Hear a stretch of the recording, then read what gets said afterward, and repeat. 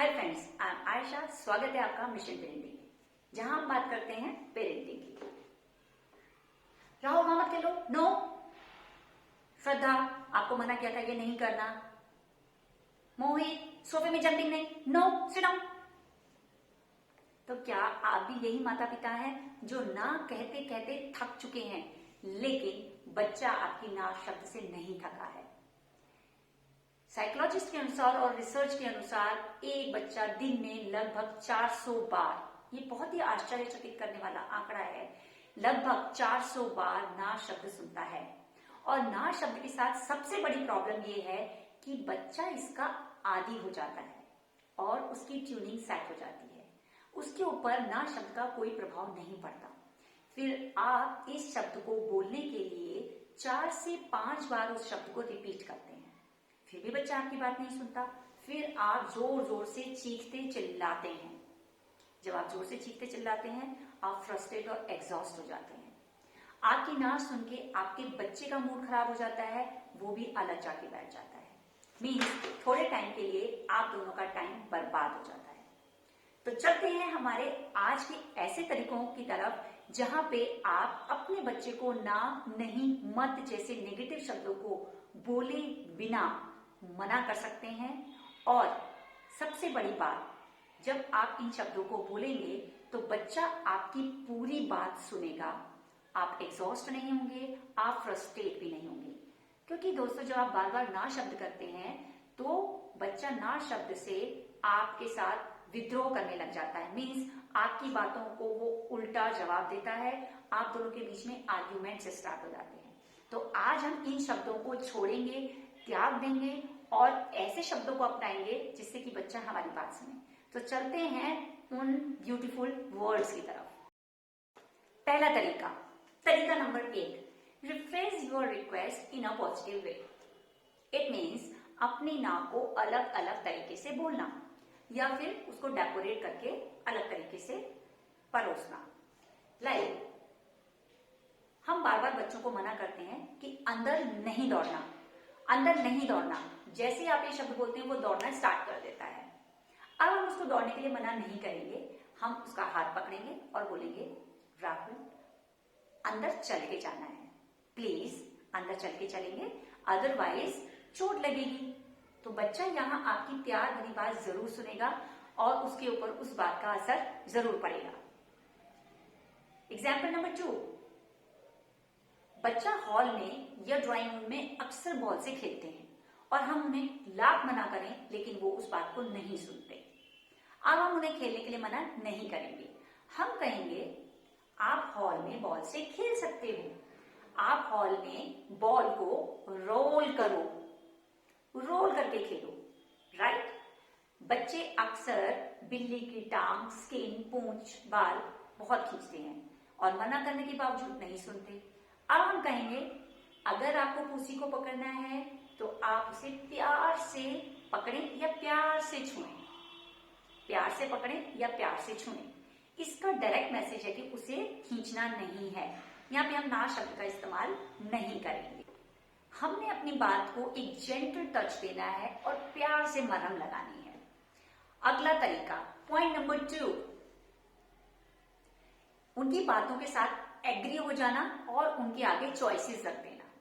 पहले उनकी बात से एग्री होना है और फिर चॉइसेस रखना है। सभी पेरेंट्स जानते हैं कि बच्चे कुछ चीजों के लिए बहुत जिद करते हैं। लाइक खाने का टाइम है, भूख लगी है, लेकिन बच्चा डिमांड करता है चॉकलेट, आइसक्रीम या फिर जंक फूड की, जहां पर कि आप नहीं शब्द का इस्तेमाल करते हैं। यहां पर नहीं शब्द यूज नहीं करना, आपने उनकी बातों के साथ एग्री होना है। जैसे कि मोहित ने कहा कि मम्मा मुझे भूख लगी है, चॉकलेट खानी है, मगर आप उसे खाना खिलाना चाहती हैं, तो आप कहेंगे यस मुझे भी चॉकलेट बहुत पसंद है, चलो चॉकलेट लेके आते हैं, लेकिन पहले खाना खा लेते हैं। यहां पे आपने खाने की चॉइस दे दी, चलो पहले खाना खाते हैं फिर चॉकलेट लेके आएंगे और दोनों मिलकर चॉकलेट खाएंगे। जैसे कि बच्चे ने आइसक्रीम की जिद की है, मुझे अभी आइसक्रीम खानी है, लेकिन आप चाहते हैं कि वो आइसक्रीम की जगह पहले फ्रूट्स खाए, तो आप उसकी बात से एग्री हो जाए। यस चलो पहले फटाफट से फ्रूट्स खा लेते हैं और आइसक्रीम इसके बाद। बाहर बारिश हो रही है और बच्चे को बाहर खेलने का बहुत मन है। बीइंग अ मदर और बीइंग अ पेरेंट हम बहुत केयरिंग होते हैं। हमें पता है कि वो बारिश में जाएगा तो बीमार होगा और अगर हम मना करेंगे तो हम दोनों का मूड खराब होगा। यहाँ हम उसकी बातों से एग्री होंगे। बाहर बारिश हो रही है और खेलने जाना है, मुझे भी बहुत मन है बाहर जाके तुम्हें खेलते हुए देखने का, पर क्या करें, मौसम खराब हो गया है और इस बारिश में आप बाहर खेलने नहीं जा पा रहे। तो क्यों ना जब तक बारिश रुके हम कुछ और गेम खेल लें। हम चेस खेल लें, कैरम या फिर पजल से। बच्चा आपकी बात सुनेगा भी और आपकी बात सुन के खुश भी होगा और हो सकता है वो आपके साथ चेस, कैरम या पजल्स के साथ खेलने लग जाए, जिससे कि वो कुछ टाइम पजल्स में बिजी हो जाए। तरीका नंबर 3, आस्क फॉर हेल्प। उनसे मदद मांगे और जब काम पूरा हो जाए तो एक बहुत बड़ा थैंक यू जरूर बोले।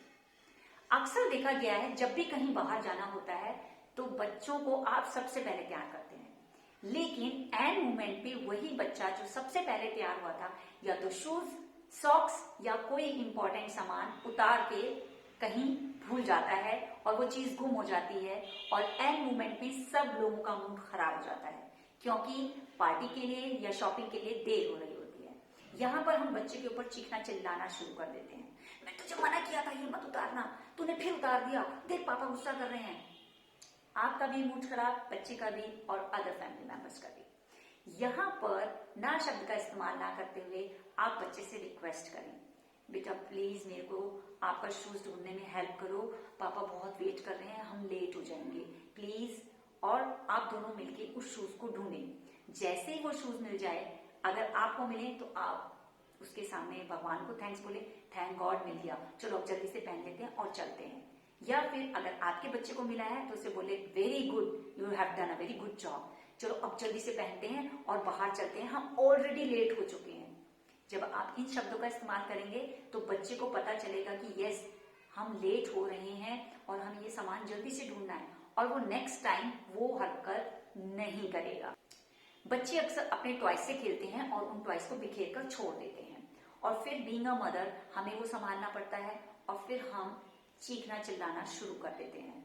तो इस बार अगर निहारिका उन टॉयज से खेले तो आप चीखे नहीं, नहीं नहीं खेलना, मैं नहीं संभाल सकती। इसकी बजाय आप निहारिका को बोले, निहारिका आप टॉयज से खेल रहे हो, very nice, do one thing, खेलने के बाद इन्हें प्लीज इनकी जगह पे रख देना, ओके बेटा। और जब निहारिका उन्हें संभाल कर रखें तो give a very big thanks और हो सके तो उसे कुछ रिवॉर्ड लाइक अ चॉकलेट और a toffee as a gift जरूर दें।